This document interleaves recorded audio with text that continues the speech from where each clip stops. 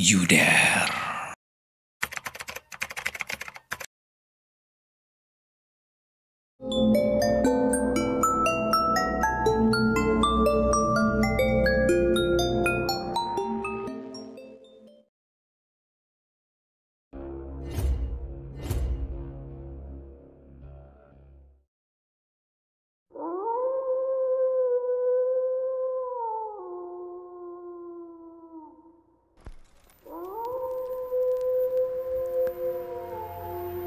Agustus 2015.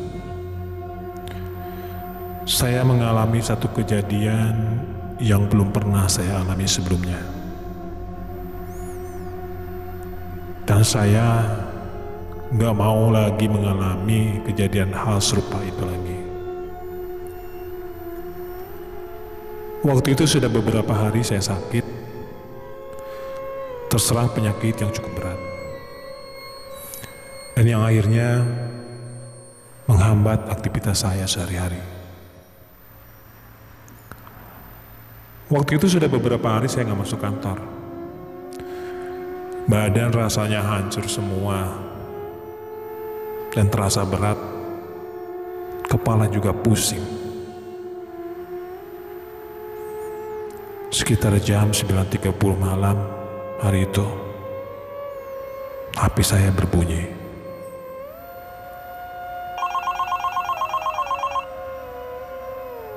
Halo Darta, gimana kondisi kamu, sudah baikan? Halo, ya bos. Alhamdulillah sudah mulai baikan, tapi ya ginilah masih terasa pusing ini teh. Gini tak, kamu bisa nggak ambil dokumen yang waktu itu kamu buat di kantor? Oke bos, siap bos. Nanti saya dari kantor langsung antar ke rumah ya bos ya. Iya kak, langsung antar ke rumah aja ya. Oke, siap. Mendengar bos seperti itu, saya nggak bisa nolak. Karena yang saya tahu, bos itu orangnya sangat baik sama saya.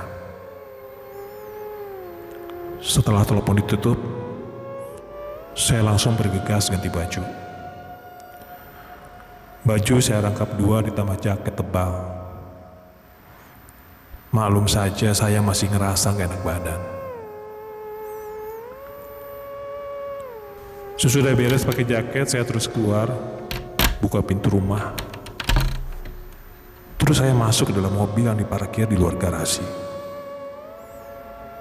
Dan saya ngeliat jam, waktu itu sudah menunjukkan jam 10:04 malam. Rumah saya ada di Jalan Burangrang. Mungkin kalian yang sering ke Bandung tahu Jalan Burangrang. Nah kebetulan letak kantor juga nggak jauh dari rumah. Kemudian saya mulai menjalankan mobil. Dan akhirnya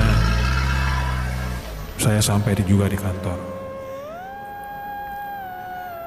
Setibanya di kantor terlihat Pak Cucu satpam yang sedang berjaga di depan. Saya parkirkan mobil, kemudian saya buka pintu dan keluar dari mobil. Pak Cucu datang mendatangi saya. Kemudian, Mas, tumben malam-malam ke kantor. Ada apa mas?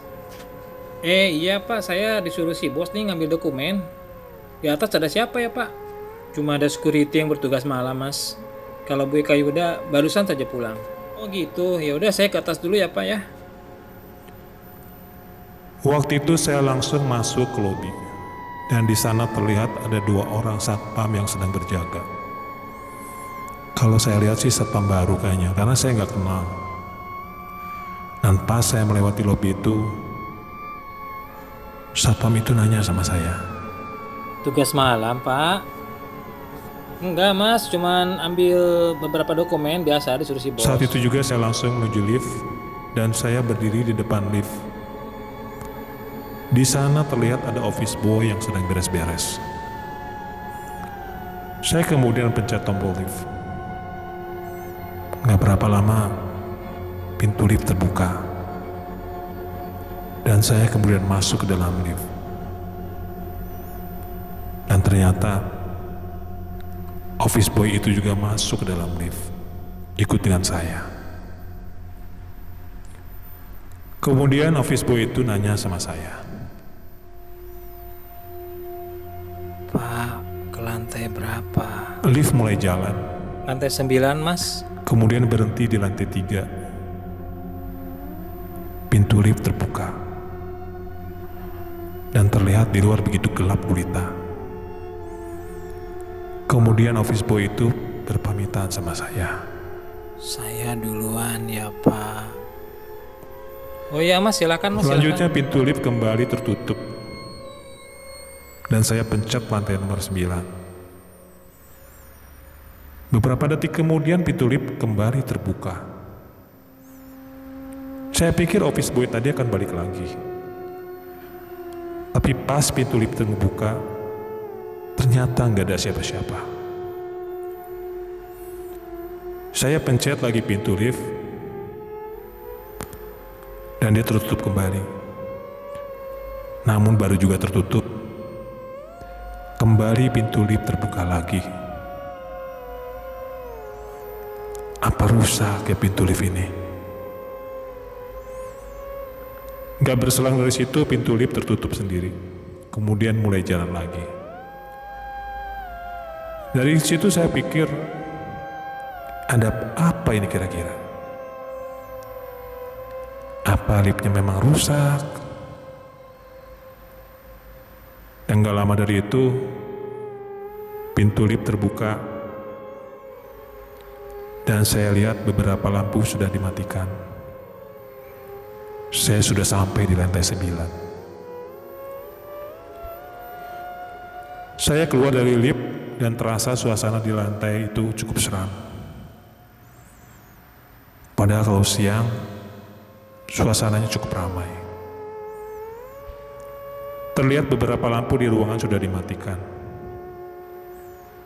Saking sepinya, suara derap sepatu saya terdengar jelas karenanya. Ketika saya masuk ke dalam ruangan saya merogoh saku celana untuk ambil kunci ruangan saya.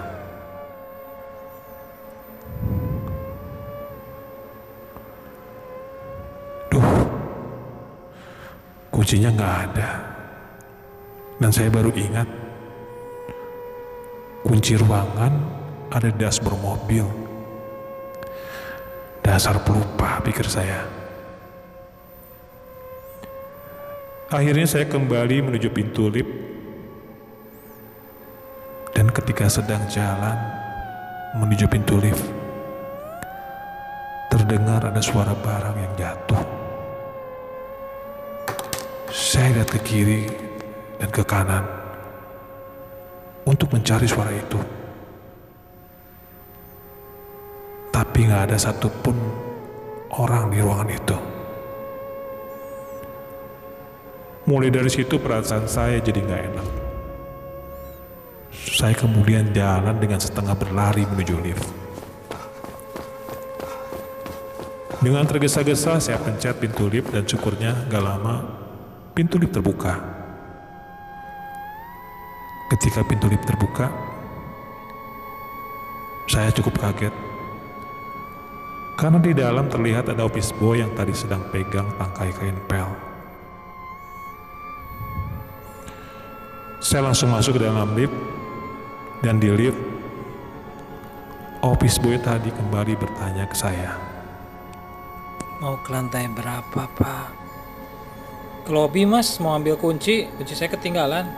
Office boy itu kemudian pencet tombol lift, dan lift mulai berjalan turun. Nggak selang lama,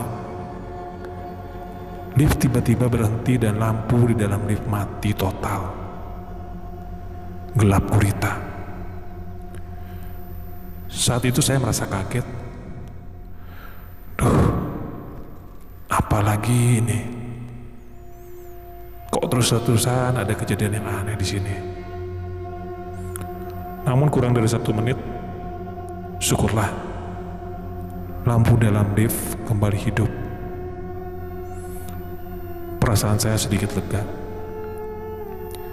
Dan terlihat office boy itu masih ada di dalam lift di sebelah kiri. sambil membawa dan memegang tongkat bel serta ember.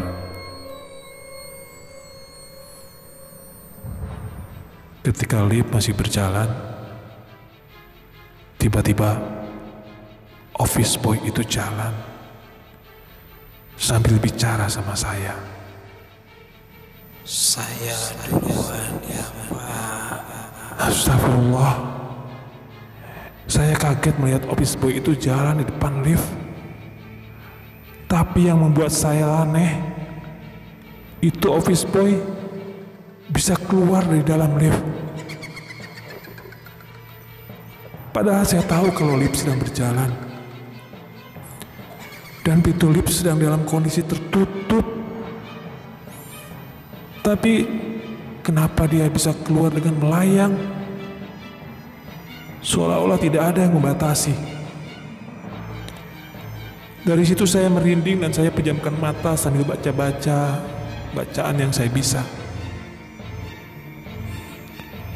Ketika pintu lift terbuka dan sudah sampai di lobi, saya cepat-cepat menuju satpam yang ada di lobi.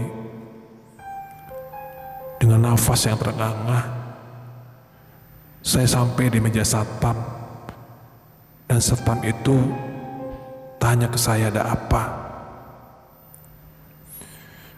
Saya nggak cerita apa yang barusan terjadi. Saya hanya menjawab kalau saya takut sendirian di atas. Kemudian saya minta kunci cadangan ruangan saya, karena kunci ruangan itu tertinggal di mobil. Kemudian satpam itu ngasih kunci ke saya, kunci cadangannya. Saya kemudian bilang sama satpam agar ditemani ke atas. Dan akhirnya saya kembali naik ke atas ditemani Pak Cucu, satpam kantor. Kami naik ke dalam lift.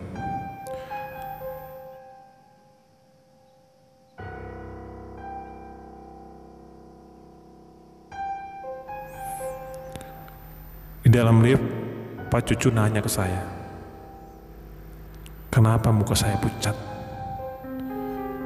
Saya jawab saja kalau saya masih sakit. Singkat cerita, saya bawa semua dokumen yang diminta sama bos. Saya kemudian turun kembali dengan satpam. Dan sesampai di lobi, saya langsung pamitan dan saya mau langsung pulang ke rumah bos. Saya langsung masuk mobil dan langsung menuju ke rumah si bos yang ada di dagu atas.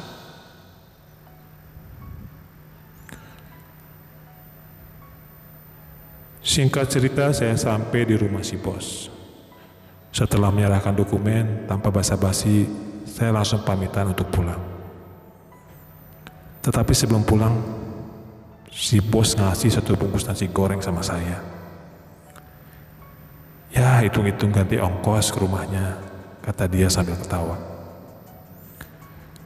Saya terima nasi goreng itu, kemudian gak lama saya masuk ke mobil. Dan sesudah di dalam mobil, saya lihat jam sudah menunjukkan jam 11:30 malam. Tanpa pikir panjang, saya langsung hidupin mobil dan langsung pergi. Saya nyetir mobil pelan-pelan saja karena saya tahu diri, saya ngerasa kalau saya masih dalam kondisi sakit. Di sepanjang perjalanan tidak ada keanehan yang saya alami. Hanya saja saya masih ngebayangin apa yang terjadi tadi.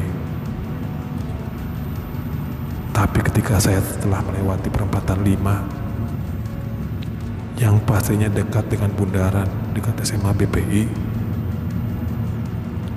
ketika saya mau belok ke kanan, saya sengaja lihat ke kaca spion yang ada di tengah mobil. Pas saya lihat kaca spion itu, saya lihat ada office boy yang saya lihat di kantor tadi, dan dia bilang, Saya ikut Mas.